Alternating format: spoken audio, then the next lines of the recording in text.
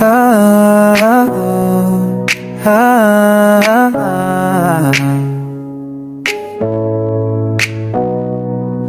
Sino siya? Si Von Flores, isang tao na hindi ka matitis.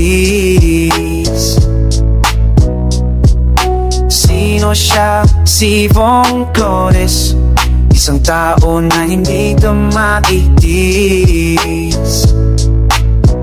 Ang vlogger na hindi lang bastang tao, mabait at pasensyoso. Makikita niyo sa kanto, tricycle kanyang kapao.